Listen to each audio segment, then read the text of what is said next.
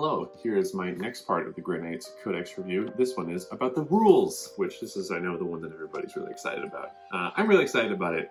TLDR, I think the rules in this book are great, and I'm really excited to play a lot more games of them for the next however long, until the next edition or the next Splat book comes out that invalidates all these. But for the time being, I'm very happy with what's in here. So I'm just going to go pretty much section by section and tell you what I think.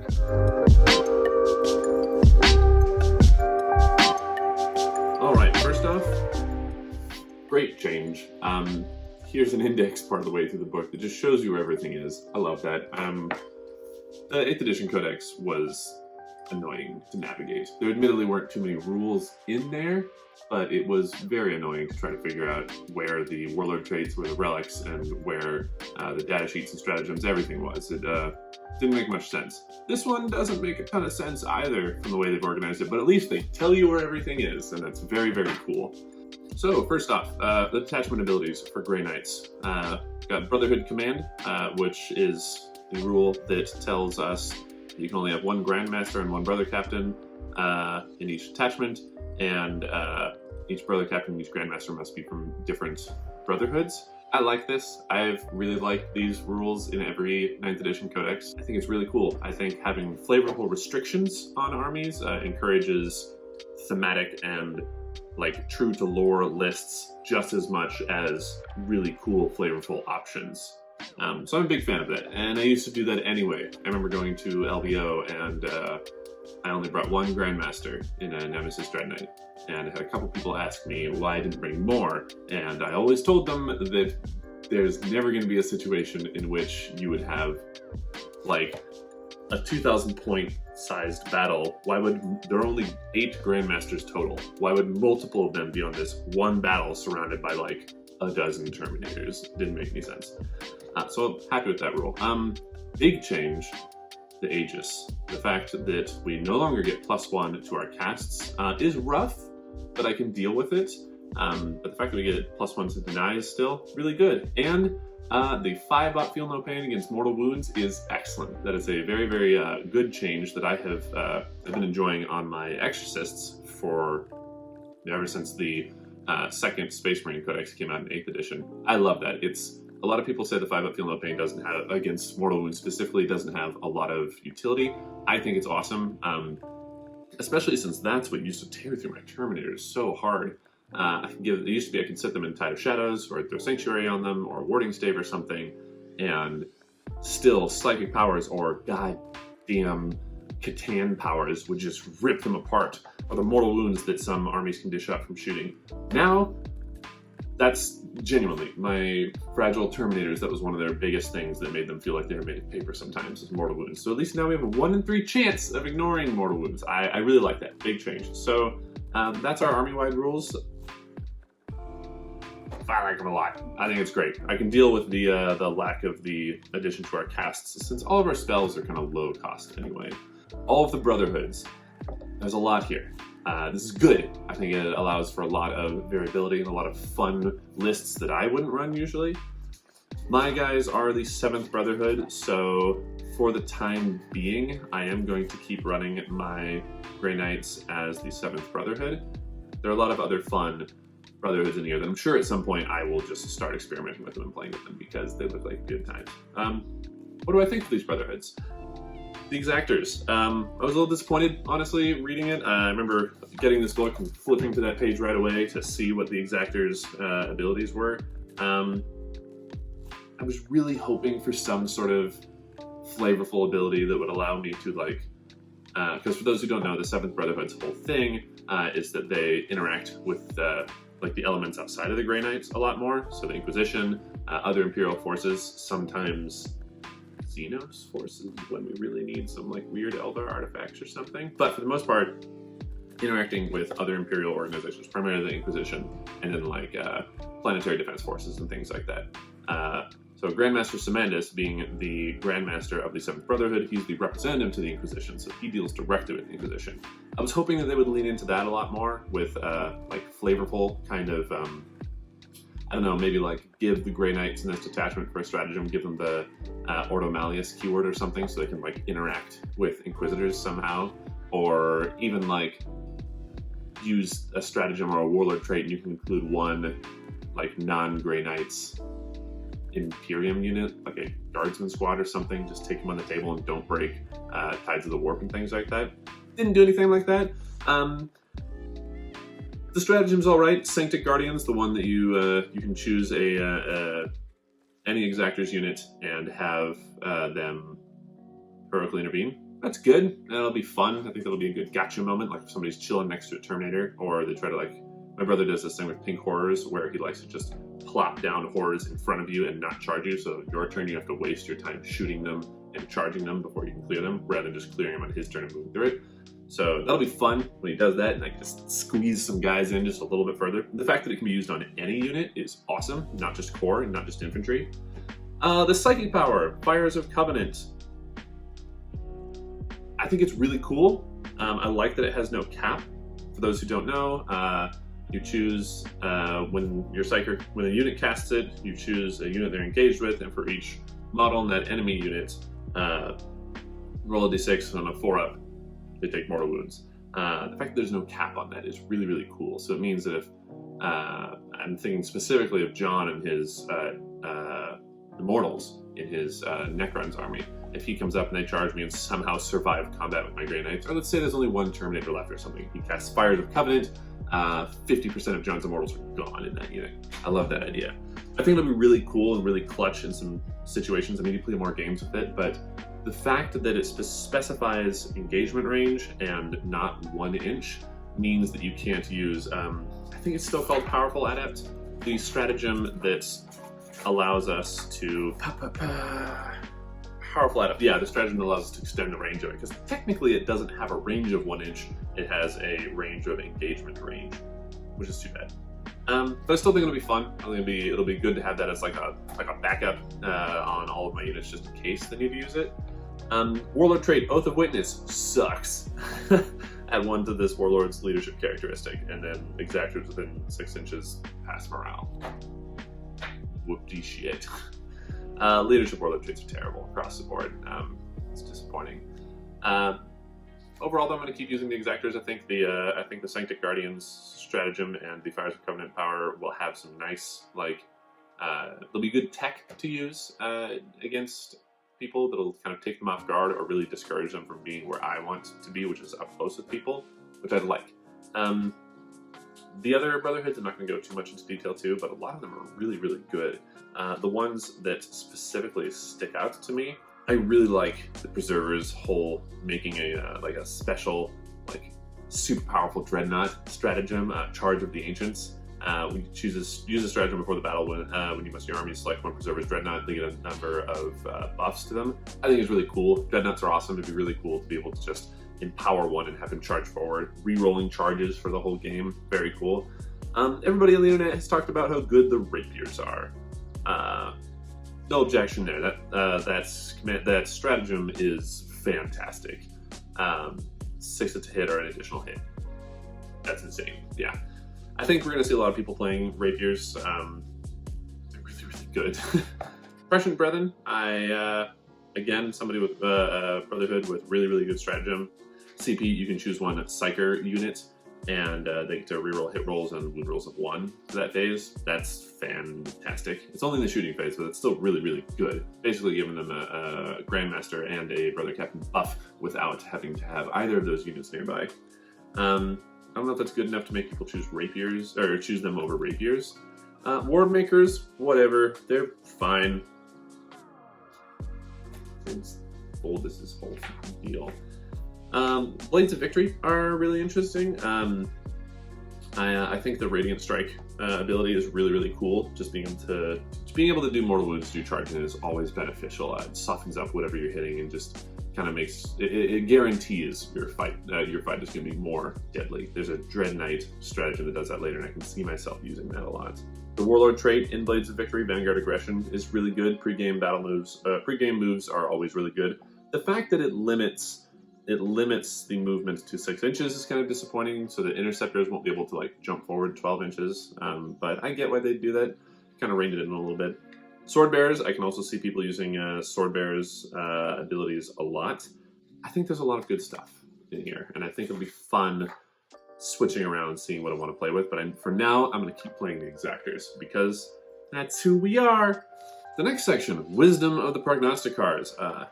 This is fun. This is more buffs that you can give characters and more like customization to make your characters really feel special and really feel unique. I like it better than the Space Marines one, which is, I'm not going to grab the Codex. The Space Marines one, which is just upgrading like Apothecary to Chief Apothecary, or the Captain to Chapter Master, that kind of thing. I like it better than that because it allows, they aren't the highest rank in their entire chapter, but they can still be your guys and still have their special buffs. It allows a bit more narrative flexibility, which I think is important. I like it less than, let's say, Thousand Suns ones are really good, I think. From a competitive standpoint, these are also really good, but the Thousand Sun ones allow more like passive buffs, which I think are cool. I think without exception, all of the Visions of the Agirium and the Gifts of the Prescient are once per battle abilities. Yes, without exception, they are all once per battle abilities.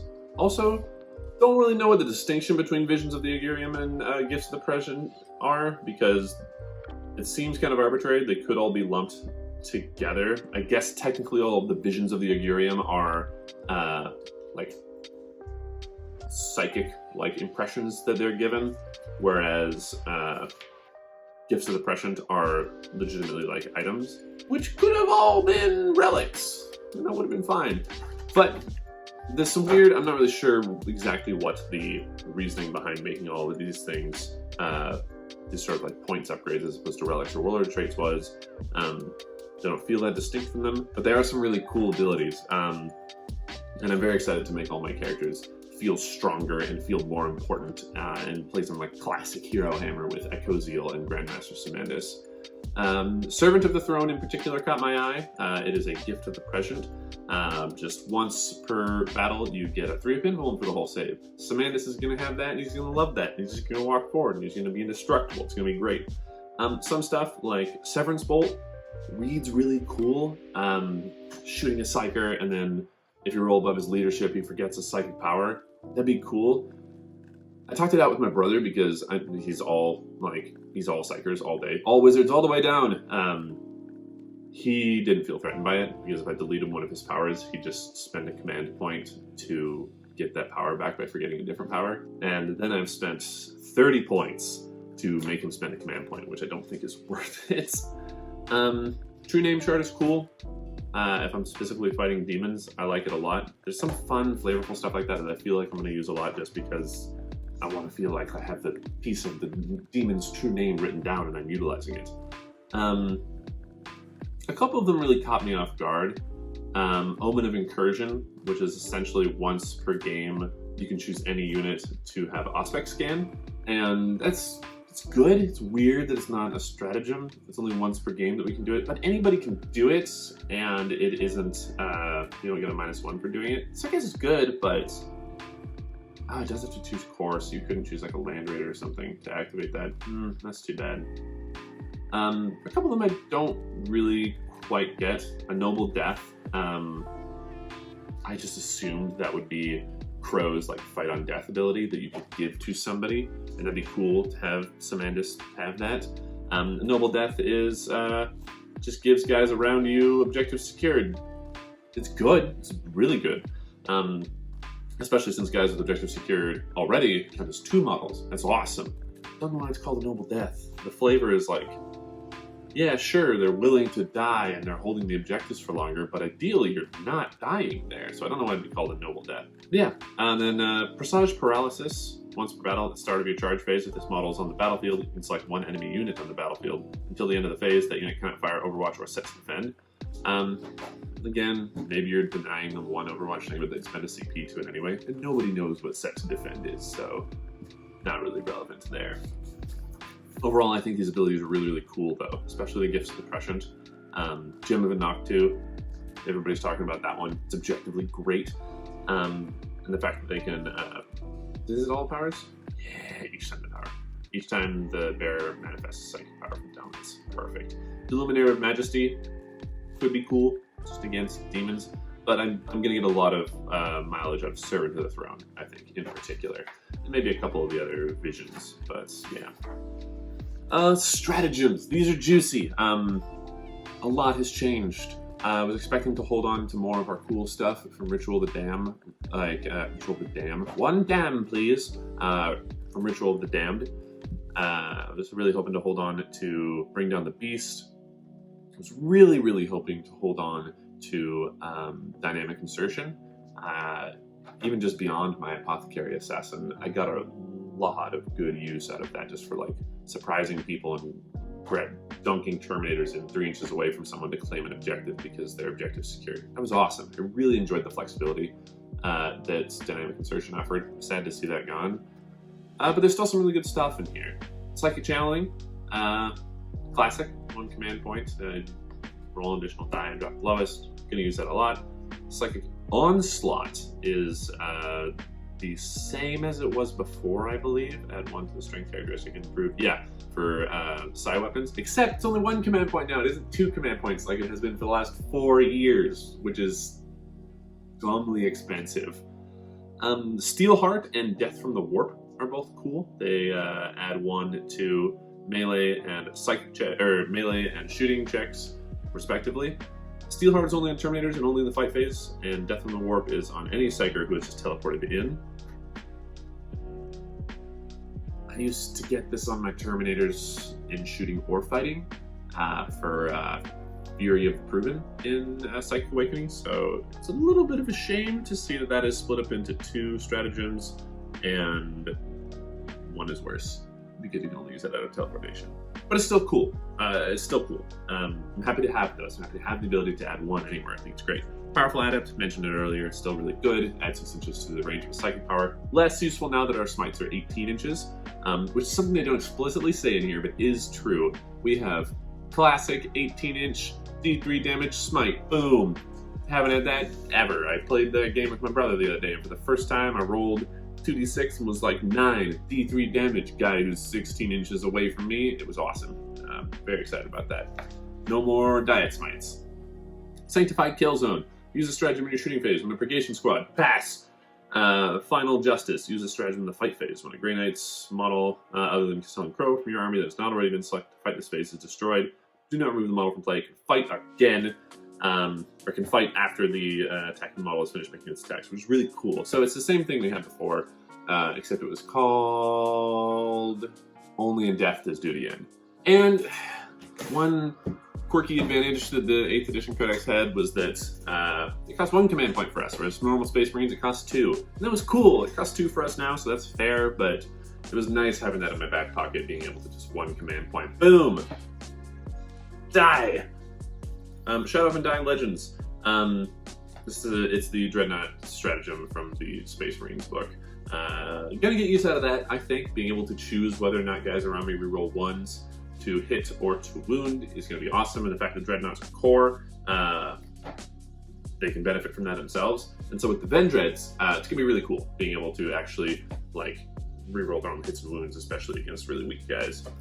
Purity of the Machine Spirit. I don't see myself using Land Raiders and Storm Ravens as much, so I'm not going to get a hold of that. Empiric Declamation is interesting. 2 command points to have a chaplain who has not chanted immediately chant any litany of your choice. Not one that he knows, just any litany of your choice. That could have some real tactical advantage, and I might be doing that to just, like, it'd be good to use that at like a tournament where you're not sure who you're facing. Chirurgic Resurrection, it's the same as the Space Marines Apothecary Revive a Guy stratagem. It's good, happy to have that. Psychic Locus is interesting. Brother Captains being able to give us +1. Everybody in 6 inches +1. Basically their old Brotherhood of Psychers ability. Love that. Finest Hour, never used it in the old Codex. Can't imagine myself using it now, although it is only 1 CP as opposed to 3 like it was in the old Codex. Thunderous Stride, I mentioned this earlier. Love the idea of a Dread Knight charging in, dealing some mortal wounds, and then continuing to fight. They're going to be great.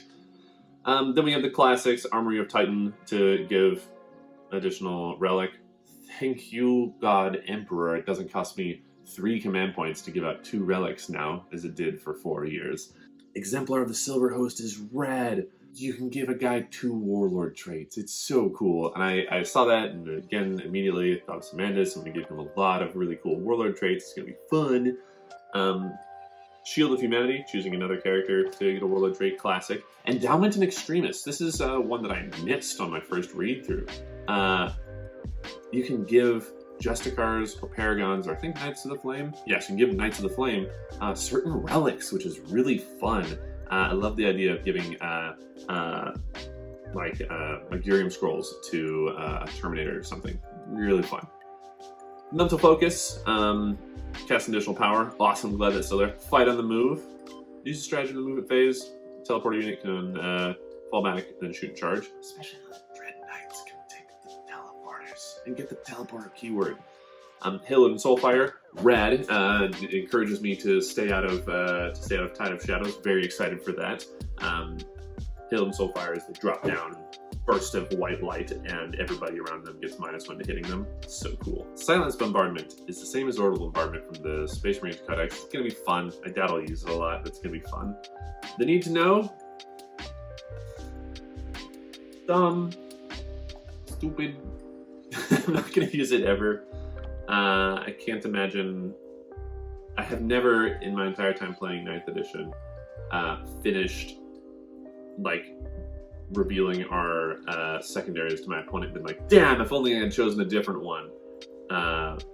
If it were post-deployment, that would be something else. That would be really useful. But just after they've revealed theirs, I don't care. I'm not going to use that. Alloy of Disciplines. Yes, this is awesome. I know some people are down about Paladins, but I'm so stoked for them to be psychic Swiss Army knives with all their different with having 2 Sanctic powers and being able to switch them out on the fly for a command point. That's going to be so cool, and I'm really jazzed about that. Martial Presence. Use a stratagem in the fight phase with the Grey Knights unit. The set to defend is selected as a target of an attack made by an enemy model. On 6s to saves, they can do mortal wounds. The problem here is, again, nobody has ever used set to defend in any games. Maybe that'll change. Steely Advance. Grants infantry units can pretend like they didn't move. Blech, I use Terminators, don't care. Hexagrammic Wards. Roll an additional d6 and discard the lowest for a Deny the Wish attempt. Very, very cool. That used to be 2 CP for me. Sad, because the Thousand Suns have a similar one in their codex that doesn't say drop the lowest, and they just get to deny it with me. Teleport Shunt! Yay! My interceptors, as always, are going to jump forward. They don't get their free 1 per game now, which sucks, but still they can do it for command point, which means they can do it. They can only be selected for it once per battle. That's fine. And it's 2 command points. Maybe that's less fine. I liked it when it was free on the body. But Dread Knights can do it now, and that's cool. Mists of Demos. Ooh, magic. Nope, it's just smoke launchers for Space Marines. True Silver Armor. This is our version of transhuman physiology. And it's worse. Admittedly, it's not restricted to Primaris, but we don't have Primaris. It's only core infantry, which admittedly is all of our infantry save servitors.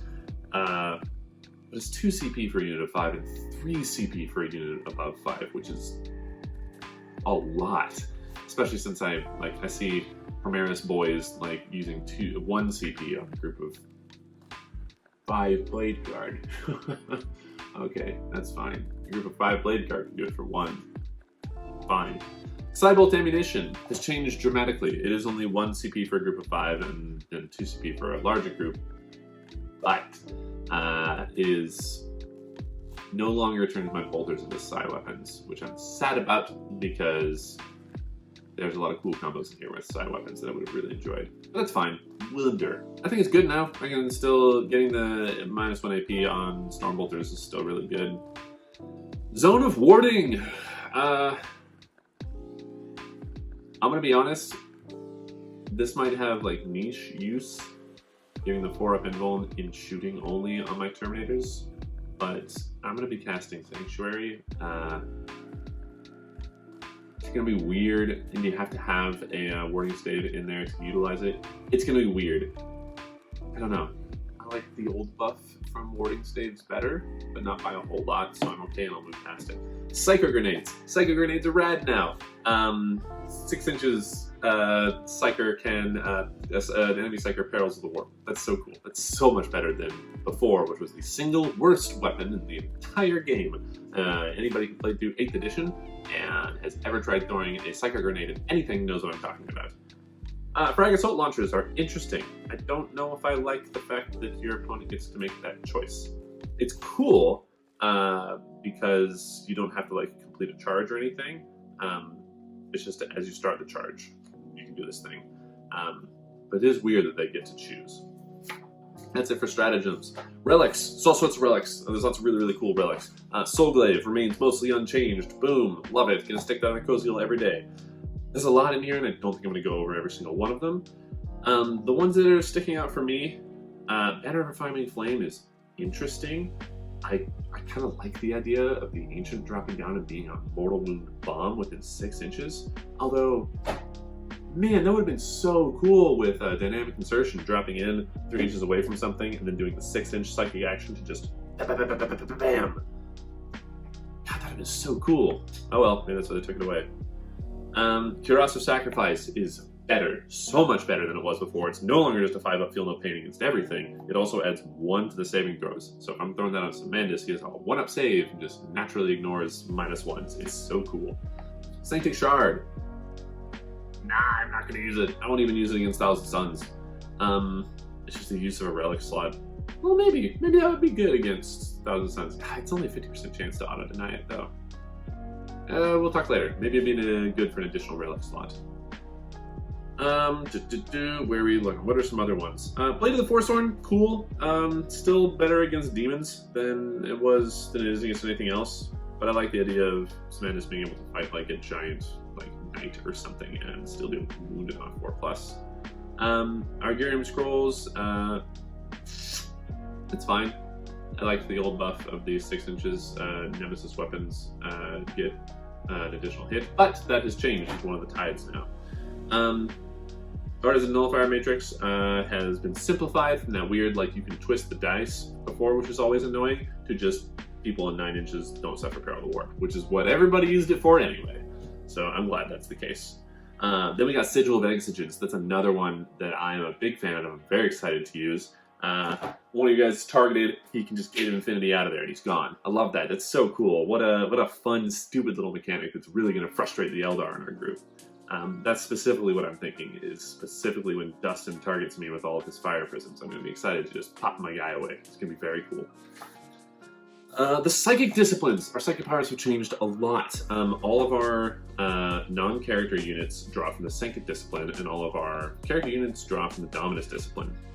And all of our non-character units have their powers pre-selected, which is a little disappointing to me. I always gave my Terminator squads, all of them gave Infinity, because it's awesome being able to ignore the fact that they have a 5-inch movement and teleport them around to 2 different objectives across the map. I'm a little sad that it's gone. New Hammerhand's good. No objections there. But I would have liked being able to teleport more. Let's see, any big standouts in the Psychic powers? Gate of Infinity, it's more expensive now to cast. It's harder to cast now, I should say. But it's fine. The range has also been up to 18 inches, so the fact that my character's doing it, I just need one character relatively near a Terminator squad, and he can throw him across the battlefield. Empiric Amplification is rad as hell. I love the idea of a Grandmaster just sort of like focusing his energies on an enemy, and everybody's like, yeah, that guy, we'll fuck him up, and they just stab him, and he takes 3 damage with each sword hit. It's gonna be really cool. Sanctuary, they got rid of any possibility of ever getting a 3-up invuln or a 2-up invuln on whatever units you felt like. Now it just gives someone a 4-up invuln save. Notably, any unit. So Land Raiders, Flyers, basic Power Armor Marines, Dreadnoughts can get a 4-up invuln. I think it's better than it was before, honestly, because before you'd be giving those units a 5-up invuln. And it's still applicable to Terminators. It doesn't help with characters anymore. It just won't, except maybe like a Librarian who has a 5-up invuln base. Vortex of Doom. Gah! That's all I have to say about that. I'm really excited to just blast things apart with it. Warp Shaping, I'm going to be using that a lot more because I'm no longer staying in Tide of Shadows all the time. Ghostly Bonds, slowdown mechanics are usually boring to me, but I like that it can target flyers. That's going to be really cool, especially bikes. Just stop it.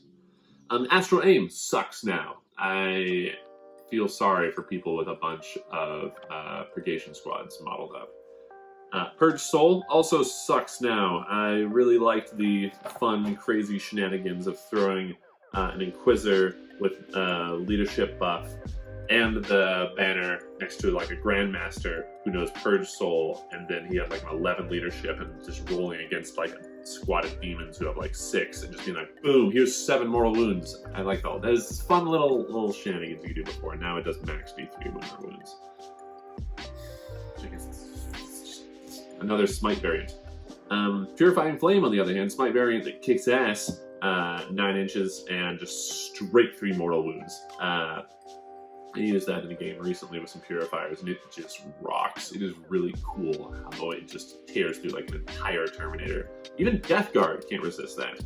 Armored Resilience, rad. I'm sad that it can only be used on Dreadnoughts, although Paladins can use it. Ethereal Castigation.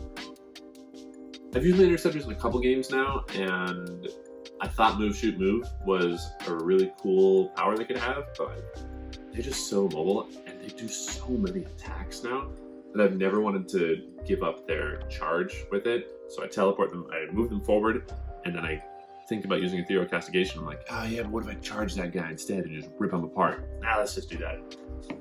The Litanies of Purity are really interesting. My first thoughts on them are just, I never got used to using Ritual of the Damned Litanies of Purity. A big part of that was COVID. But I could just never figure out what a chaplain wanted to do. There's some cool ones in here now that I'm really excited for, and I think will actually be really helpful. Words of Power, or wounds on wounds of 6 for melee weapons. Choice, especially Refrain of Convergence is the one that I'm really excited about. If this litany is inspiring, select one unit within 6 inches of this priest. That unit and the models it contains stop being affected by any psychic powers that have been affecting it. Until the start of your next command phase, that unit and the models it contains are not affected by any psychic powers manifested by enemy units. It doesn't say choose a friendly unit, so if I roll up to like, I don't know, a super buffed like Tzeentch Demon Prince, and I can Refrain of Convergence for 2 command points with Empiric Declamation on to them, nothing. It's gone. It's all gone. See you later, Tzeentch buffs. Or you can choose like a squad of Rubric Marines that has stupid weapons or +1 strength spell on them, whatever that is. But so I can debuff his guys and also like prevent my guys from being debuffed. I think that I'll have a lot of use to it, and the fact that for 2 command points I can do it in any of my phases that I wish is going to be awesome. Warlord traits, so much better than in the previous Codex, with the exception of one. I don't think First to the Fray is as good as it used to be. I loved rerolling charges. It was so nice. Adding 1 to advance and charge rolls made for the Warlord, sure. And then adding 1 to anybody who charges the same thing as my Warlord, that's pretty good. I think reroll charges was better, honestly, just math-wise. Anything else really standing out in the Warlord's thing for me? Psychic Epitome, meh. Witchfire Psychic Powers, it's specifically Witchfire Psychic Powers, which I think just means just Vortex of Doom. Because Smite isn't a Witchfire power. So literally Psychic Epitome only adds 1 damage to Vortex of Doom. Not going to be taking that. Yeah, but the other ones are good right now. Unyielding Anvil, that's going to be really tactically useful. I can see myself using that a lot. Hammer of Righteousness, adding 1 to attack's wound roll in the first round of combat. Solid. Big fan of that. I like that Demon Slayer also gives, aside from the anti-demon abilities, also gives +1 to their attacks characteristic.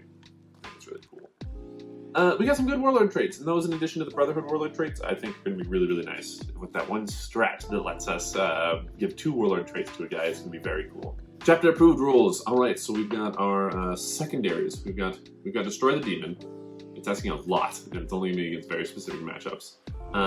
We've got Teleport Assault, which I actually in the last game I played, I got like 9 or 12 points off of it, just because it triggers off a Gate of Infinity and teleport shot as well. So that's awesome. As long as you can find things you can kill, you can get 3 points around for jumping over somewhere and destroying something. Purifying Ritual. Psychic actions are difficult for me to take because I'm sacrificing all of my powers that are so handy. Skipping over Crusade rolls, that's for another video. Over into data sheets. We've got Knights of Titan, which rolls in Bolt of Discipline, and the new And They Shall Know No Fear, which is worse than the old And They Shall Know No Fear. Also, Combat Squads and Teleport Striker in there. And then Masters of the Warp. Our Tides of the Warp have changed. I have quick thoughts on each of them. Tide of Shadows. It's going to be good to stay in it first turn, or if you're against like a guard, like Artillery Battery or something. But for the most part, it can't really justify staying in it the whole game anymore. Because where I want to be is within 12 inches of my enemy, and that's where Tide of Shadows doesn't work. Definitely a turn 1 thing, though. Tide of Escalation is interesting. It'll allow my Brotherhood power to be cast multiple times, which Fires of Covenant. I don't know. If I had something else like the Rapier's ability or something, I think that would be worth it. But this one for the 7th Brotherhood in particular, I'm not going to use a lot. Tide of Escalation. Tide of Banishment. Be really fun when next time I face Death Guard and Mortarion. That's gonna be a good time. Tide of Convergence is rad. Adds 6 inches to the ranged characteristic of psi weapons. That aspect of it, I'm probably not going to use a lot because I don't have a ton of psi weapons. But primarily, on an unmodified wound roll of 6 with a Nemesis weapon, the target suffers a mortal wound. That's going to be rad as hell, and I'm super stoked about that. I'm probably going to stay in Tide of Convergence a lot. Then we've got Tide of Celerity, which anybody who watched my game against Thousand Suns recently, I would have made 4 charges on my second turn if I had been in Tide of Celerity. So, it's very good. Data sheets. Caldor Drago kicks ass. Caldor Drago kicks so much ass. Nothing more to be said there. He is a powerhouse, and I'm glad that I kit bashed one up recently. Voldus, never gonna run the 3rd Brotherhood. There's no reason to take him anymore. And Caldor Drago has the new keyword, Honored Knight, which means he can jump into one of my Brotherhood attachments without disrupting all the benefits from it. Grandmaster. There's no Games Workshop model for Grandmaster, which is like one of our core units. Not technically core, but you know what I mean. I find that very silly. 6 wounds, 6 attacks. That's awesome. Big fan of that. Not a whole lot to note on there. I like that they have a Mastercrafted Stormbolter now. I think that's very cool. The 2 damage is awesome for picking off maybe a straggling Primaris guy or something. Grandmaster Nemesis Dread Knight. Not a whole ton of changes there, except for the ones about the Dread Knight changes that we know. 13 wounds and a 9-inch move, which is surprisingly helpful. I love the Dread Knight buffs in this book. Big fan. Dread Knights, I got over how ridiculous they looked and how stupid they looked a couple years ago, and I've fallen in love with them. So big fan, and they're really good now. Crow! Crow's really good. He's cheap, and he's a monster in melee combat. But I miss... This feels like heresy to a lot of people. I miss the old Black Blade of Antweir rules. I don't like that it has AP 3 and 2 damage, because it's not supposed to be like an active force weapon. He is purposefully not using the weapon's power. It is begging for him to use it, but he isn't. I liked that in 8th edition, regardless of how bad it was, I liked that it was straightforward AP 0 and he's just whapping these guys with a stick and shut up, demon, and all of his strength came from his abilities, his ability to hit, swing again if he successfully wounds something and something like that. So I think he's good. I'll probably use him a lot, but I don't like that the Black Blade, it feels like he's drawing power from the Black Blade now, and I wish that they had at least touched on that thematically somehow in the lore, you know? Oh, hi, dog. Can you come downstairs and say hello? I wish the lore had been oh, the power of the Demon Blade is leaking out or something to justify that, rather than just giving him a straight buff with no explanation. Brother Captain Stern, you suck, and I'm never going to use you. I mean, seriously, I know I've it sounds like I'm being harsh to him. I'm sorry, Brother Captain Stern, but the Strands of Fate is a terrible ability, and nobody should use it. Brother Captains, I like that they let us reroll wound rolls of 1 now. I know that everybody before was really into extending smite ranges to 12 inches, but those smites were 1, maybe 2 damage, an old tide of escalation, and you're not going to be standing back with like a battery of like psychic artillery. You're going to be going up front to stab people now with your 3 attacks per model. So we don't need that old roll. I like this new one. Being able to reroll wounds and Grey Knights is rare, and I'm happy that we have that now. Brotherhood Champion. I liked his old battle stances thing, and I wish he'd been more interesting. As it is right now, he's just a guy with a sword. Heroically intervenes a lot. Cheap guy with a nice sword. I didn't like an especially nice sword. I don't know. He's not very exciting. He doesn't seem like a lot of fun. Librarians are notably the only character we have, aside from Drago and Voldist, who can cast 2 powers. So Librarians actually have a very, very strong use argument now that they can cast 2 powers. Before I would just bring Grandmaster and be like, well, I mean, I guess the Librarian knows 1 more power or whatever, but now Librarians legitimately have more psychic potential than my other characters, and so I think I'll actually be bringing in a lot more. Tech Marines. Tech Marines are cool. Awaken the Machine Spirits is cool. Blessing on the Honor Side is cool. Moving on. Chaplains, I kind of talked about the litanies already.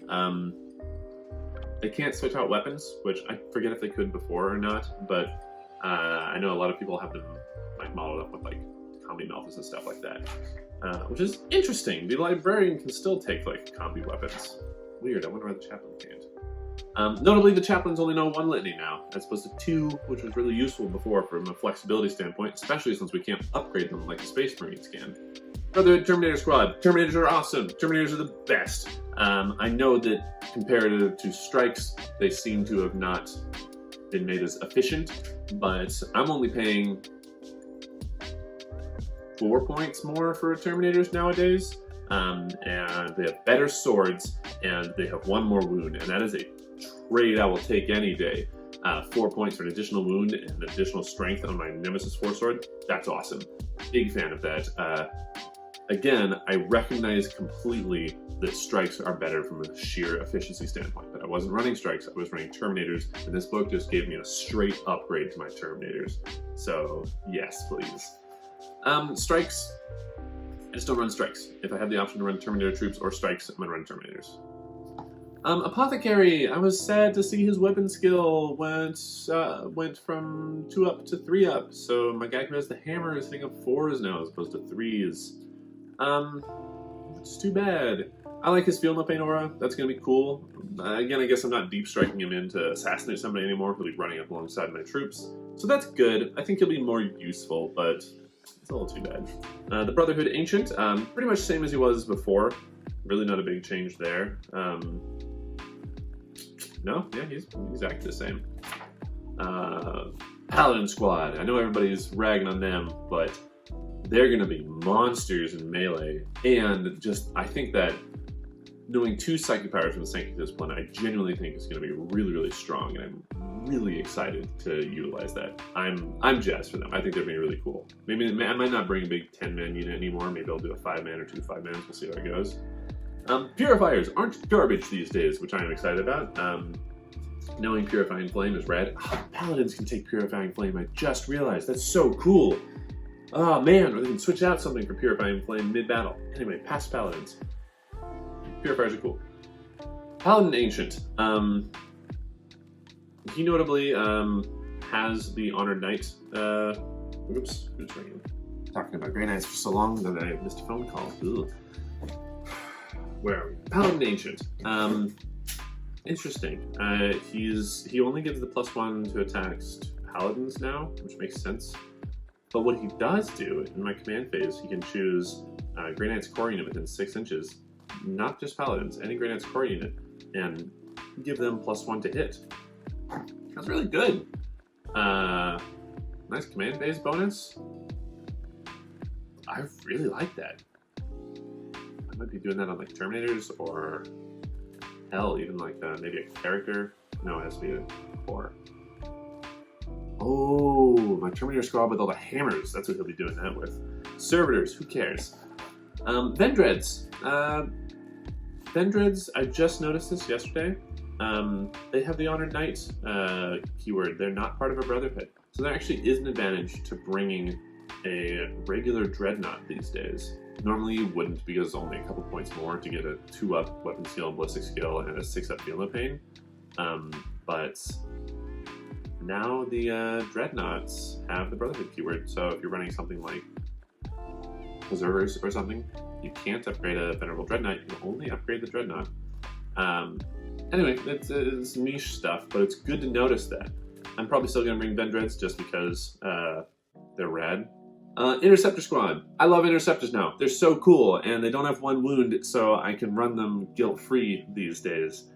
They're so fast, they're so choppy, they are absolute blenders in combat. To me, they're the big winners in this codex. Just their mobility, their sheer mobility, and the fact that they can just go anywhere they want, destroy anything they touch. I love it. I'm very stoked about that. Purgation Squads. You sacrifice so much for them. Good psychic power, all of their melee weapons. And you're like, psych cannon. It's not worth it. Not in my opinion. Nemesis Dreadknights, though. Nemesis Dreadknights are so cool. Nemesis Dreadknights are rad. My only sadness about them is the Dread Fists, because I have one armed with Dread Fists, and it doesn't even give an additional attack anymore. It's just almost objectively worse than the sword. But I guess the sword costs more points these days, so at least he's cheaper. He'll still be cool. I'm modeling up another one with the sword right now, so it'll be fine. But yeah, they're a lot better than they were before. Dreadknights in general. You can give them the teleporter keywords that can benefit from certain stratagems and things like that. And they can give you that one secondary, the teleport strike secondary, which is good, just from zipping across the battlefield. They're really good, and I'm really happy for that, because they are, as silly as they are iconic units. Land Raiders. Give them 4 Binwolves now with Sanctuary, so maybe they're not just immediately dead. That'll be fun. Same thing with Rhinos, Razorbacks. Flyers are still in a terrible place, but that's just how 9th edition is. Yeah, and we've done all that. Just looking at the weapons, I think that's it, fam. Overall impressions. I love this book, and I'm really, really excited to use the rules from this a lot. I know a lot of people are underwhelmed, and a lot of people are saying that it's not as good as other codices, plural is codices. But it's so much better than anything I've played with before. And all of my rules are in just this book, which is exciting. I played Grey Knights as an awful army for so long, and I'm so excited to have them be... How was I explaining it to Graham? Before, in my mind, I was like, Grey Knights got their magic swords and their magic spells, and I want to get them close to things and rip them apart where they'll survive forever. The game wouldn't let me do that. It was like, no, shoot with your las cannons and stay back on objective. This book encourages me to play Grey Knights the way I want to play, which is up close, fighting things that are much more powerful than them, and just ripping them to hell with magic swords. That's what I want. That's what I'm excited for. Rules in this book are great. Review, done, boom. Next time is the Crusade stuff in this book. Oh yes, please make sure if you like this that you like and subscribe, etc., all of that stuff.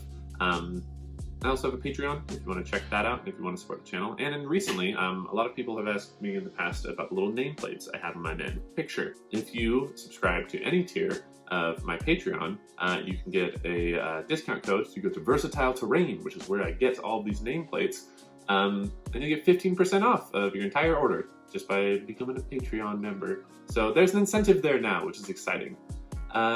Yeah, again, thanks as always, everyone. I really appreciate you guys watching these videos and just letting me geek out about Grey Knights. Take care, and I'll see you guys next week with something different.